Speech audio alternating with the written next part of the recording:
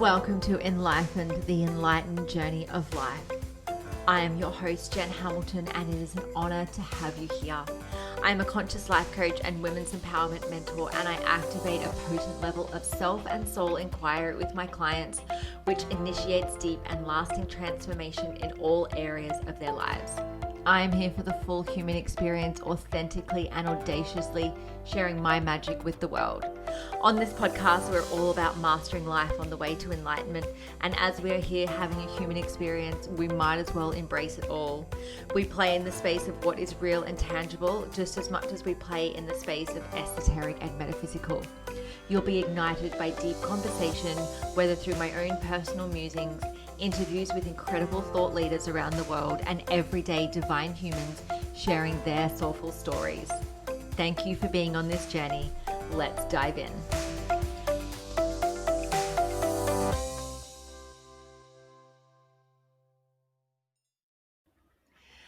Welcome to beautiful Ash Louise. My gosh, thank you so much for joining me. I'm Pleasure. so excited to have a conversation because you and I have known each other for a little while now, in this lifetime. It feels like we are definitely kindred souls. And very excitingly, recently we've launched Goddess Retreats, which we're facilitating together. And I wanted to share just some of the magic that you'll be bringing forward, and just to give, our audience, our listeners, a bit of an understanding about what's involved in some of the things that we'll be doing. Now, obviously, your area of expertise is ice baths and breath work. And I really just want to dive into ice baths today. And I would love for you just to share, first of all, what got you in to doing ice baths? What is it that attracted you to being this, I don't know, psychopathic way of being that you would want to get into perfectly good water with a bag of ice? What does it do for you? All of the things. So I will hand it over to you, beautiful soul. Tell us all about it. Beautiful. Lovely. Okay. So I have to say, ice baths aren't something that I came across voluntarily. My passion has been and continues to be, in addition to ice baths, is breathwork. So when I wanted to further my study and my education around breathwork, the course that I found was actually combined with ice bath facilitation as well. And so that really pushed my edge. And I went in to the training originally thinking, ice baths aren't for me. This is not my cup of tea. I have a massive aversion to anything cold. You can ask my mum. Would not touch the ocean with a 10-foot pole. Still am slightly resistant to it, to be completely honest. But when I started doing it, I absolutely fell in love with it. It was definitely an edge to start with. But once I understood the benefits for myself personally, not just from what the facilitator was saying were the benefits, but myself actually getting in the ice and understanding how my body responded to it and actually what happened, I realized, wow, this is an incredible teacher. This is an incredible healer, and just what a brilliant method to be able to tap into whenever you want to, get the benefit from it. So, there are many, many benefits to breathwork, ice baths, and breathwork. But ice baths, you can read so much in relation to weight loss, in relation to improving and keeping at bay depression, stress relief, anxiety assistance, ability to sleep better, your whole body nervous system. There's just so much, and you can read about the science behind it. I'm happy to share links, but I'll be very honest that the science behind it is not my expertise. It's not where my passion sits or lies, even though I know it and I can share that with you. I leave that to the scientists and the people who do the experiments. But what really I would love to share with you is how ice baths have impacted me. So like I said, there's all the study. But for me personally, what I have found is it impacts my mental resilience, and it will impact everybody's mental resilience, because what you're doing is you're voluntarily getting in a bath full of ice. Now, that's not something we do on the day-to-day, and why would you? But essentially what's happening is you are consciously putting yourself in a state of stress. So your body is releasing adrenaline. And when your body releases adrenaline, essentially your body goes into like a flight, fight type response. Okay. And there are many ways in which this happens throughout our lives. You could be driving a car, someone cuts you off, you're immediately flooded with adrenaline. Okay.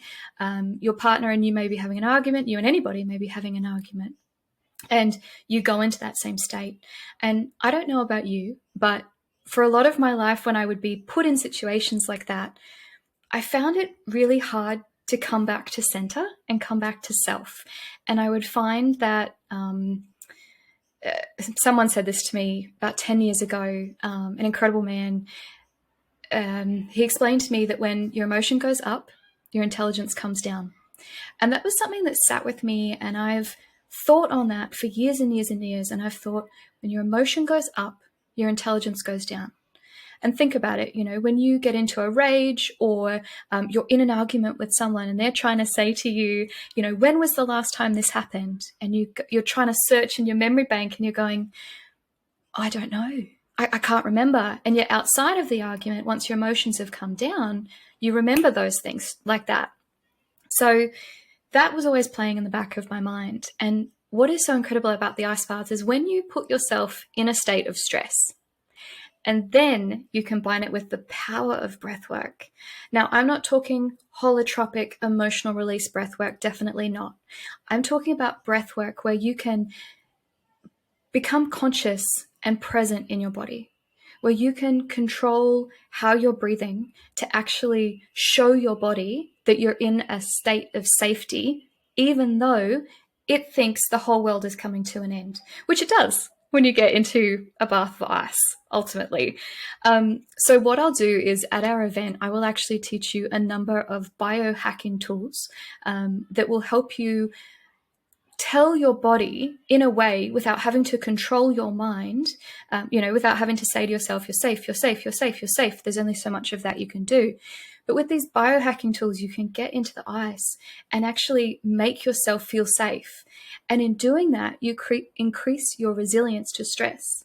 And over time, you'll find that when you're in a car and someone cuts you off, or you're in an argument with your partner and they, trigger you like they're meant to, or if you're triggered at any situation in life and you feel your emotion going up and your intelligence coming down, you can use these same biohacking tools to essentially bring yourself back into your body, back into a current and present state, and respond from a place of intelligence.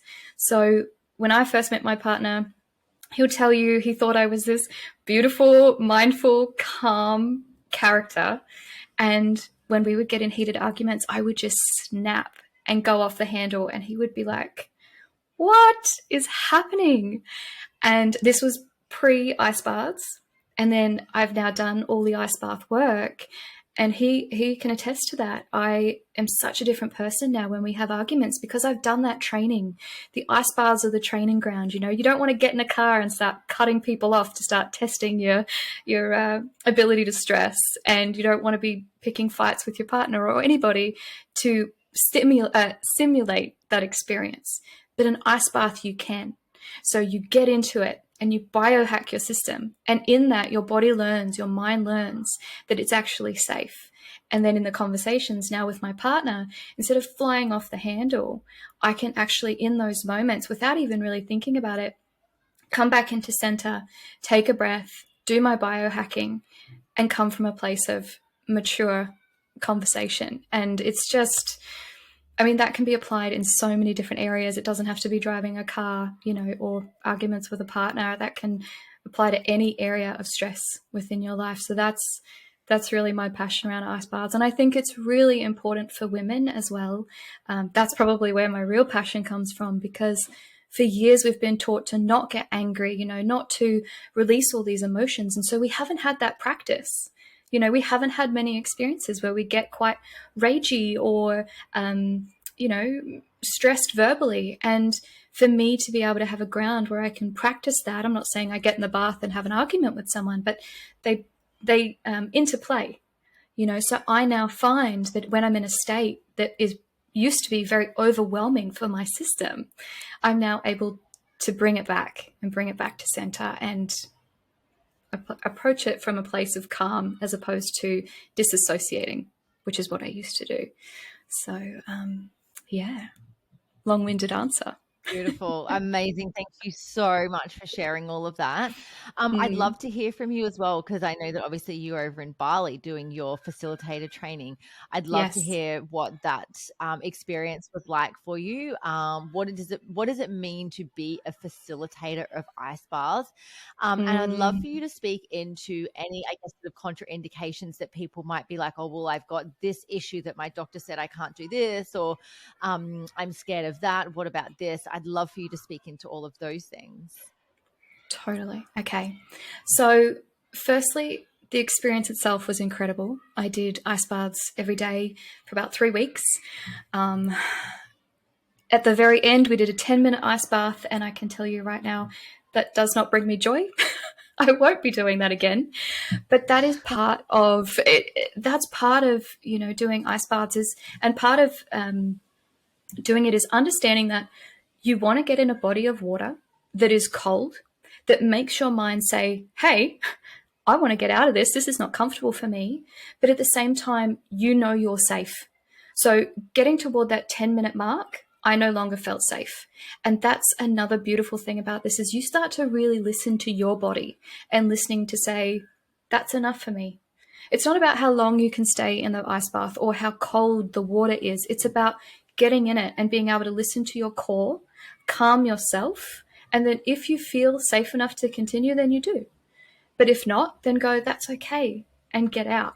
So when you do it, it is good to time it, but not time it and watch it as a goal. You're not getting in the ice to say, I want to go and do a 2-minute ice bath. That's not the point of it. It's about coming in and being present with yourself. So, incredible experience. Your second question there as to what it is to be a facilitator of ice baths. So I think I'd love to answer this question as a whole in what it is to be a facilitator, as opposed to just a facilitator of ice baths. I absolutely love being a facilitator because I have such joy in holding a safe space and a safe container for people to do their own healing. So I'm not going to be the person that heals you or fixes you. I'm not going to be the person that jumps in the ice with you. I'm going to be the person that stands there and, one, make sure that it's done safely so that you don't have to worry about that, so that you can be in the ice and you can be present. I'm going to make sure that you understand the process so that you feel safe before you even get in it. And then I'm going to set a safe container with instructions and, contraindications so that you can be in the ice and know that everything else is taken care of, essentially. Okay, so you can do ice baths. They can be fun, they can be serious, they can be emotion provoking, they can be a connection activity. They can be done in so many different ways, and it just depends as to what style of event or what outcome you'd like from the ice bath in the way that you'd do that. But essentially, my job is just there to make sure that you feel safe, that you are safe. I won't be pushing anybody within this. I won't be saying anyone has to do a certain length of time. It's up to you and your body and what feels good. I will talk you through it all, obviously, during the event. And, if you're doing an ice bath in your own time, you can do it for as long as feels good for you. But while I'm facilitating the event, I would much rather you have a smaller experience that doesn't traumatize you, and we increase the duration or the temperature or whatever it is for you, as opposed to just throw you in. If you need to start with just putting your feet in, that's okay. If you need to start with 30 seconds, that's okay. But that is part of being a facilitator and being able to read what the room needs, be able to read what people need, and be able to not push people past what they feel is comfortable, but also allowing them to take responsibility for themselves and, do the work that is this work. Ice baths aren't easy. They're cold, and it can be quite triggering. So being a facilitator is a very honored experience. And I love it. The contraindications. So there are a couple. I can go through them in detail. Essentially, anyone that suffers from Raynaud's, I would not suggest that you do this. Again, completely up to you what you do. I don't like to limit anybody or say that nobody can do anything. That is on you. However, there are certain conditions like Raynaud's, if you have a heart condition already, where I wouldn't suggest that this is maybe something for you unless you've seen a physician first and they've A-okayed you. Okay, so the way that we do it, it's very short. You're not in sub-freezing temperatures. I'm not throwing you in the middle of the Arctic. The ice baths are still above freezing. So yeah, it's going to be uncomfortable. If you do have any pre-existing health conditions that you feel could be an issue, I would absolutely love if you can come to me about them. It's every case by case, but essentially I shouldn't say there isn't a great deal that can happen, because there are risks to a lot of things in life, but they are minimal with ice baths and ice work. And that's why I would love to be able to talk to people individually. In saying that, though, I know people that have Raynaud's that do ice baths, but they understand their own body. They understand their limitations and they've spoken to doctors. So it's not to say that you can't, it's just to make sure that you go about it the right way. And that's a conversation we can have beforehand. You can, I'll go through this on the day without completely railroading this podcast, but essentially once you get cold, the cold blood in your extremities will then, once you hop out, will then merge with the warm blood within your body. So essentially what will happen is when you jump in an ice bath, all your warm blood comes to your core because it wants to keep your core organs safe, right? So the blood in your extremities will go cold. And what you need to be mindful is when you get out is making sure that you keep active, you keep that blood moving, you don't heat up too fast, because when the cold blood and the warm blood come together, that's when we can have issues. So you want to be warming yourself up slowly. You want to put on another layer of clothing. You want to go and stand in the sun. You want to do some Wim Hof style movement, okay? Something that gets your core muscles warming up, as opposed to going and jumping in a pool, because that will instantly warm your body up, and that's not what we want to be doing. You can stand by a fire, you can rotate that way, but I guess coming out the end of it, you want to warm up, but not too fast, and then listen to the body as well. So yeah, I hope that answered that. There is a lot more that I can speak to the safety of that. Again, I'd love to just chat to everybody individually because it could go on, and I'm not a medical professional. I don't claim to be, but we can definitely have those chats if anyone's got any concerns. That's such amazing information. And I love what you said actually about not having a specific time goal involved in it. The last time I did an ice bath was at a day retreat actually. And it was goal based for me. And it was like, not only am I going to hit my goal, but I'm going to get in and I'm going to do a second round. And there was only, I think, one other person that did a second round. I'm like, this time I'm going to get to 5 minutes instead of 2 minutes. But I guess in those sort of situations that I was very goal orientated. So it's actually really beautiful to know that it's not everything is a competition. No. And look, it can be though. Yeah. If you want it to be, you can be. But I like to think that if anyone hasn't done it before, then don't make it a competition. It's not what it's about, But if you have done them multiple times and you want it to be that, definitely. Yeah. Yeah, I've done it another time. A friend of mine actually runs them. He's a health practitioner, and he has a freezer that he has on all the time. And I've jumped into that before, and that was more about like just sort of see how you go with it. When I went back for this other one, though, like this was more recently, a few months ago, it was very much about coming into just the mindset of what my mind was doing, what my body was doing, the story that I was telling myself. And I did enjoy the challenge as well. And from there, I then further set myself a challenge for 30 days afterwards to do a cold shower every day, or end my shower with cold, not the whole shower was cold. which I did do, even though every day I wanted to talk myself out of it or find the excuse. I just noticed that I had awareness that that story was there, and I still managed to push through it. When I That's did do it. this, they said that like they recommended prior to doing the ice baths that we sort of practice with cold showers leading up to it. Is that something that you would recommend for people that are, you know, considering either doing an ice bath or obviously coming to one of our amazing events?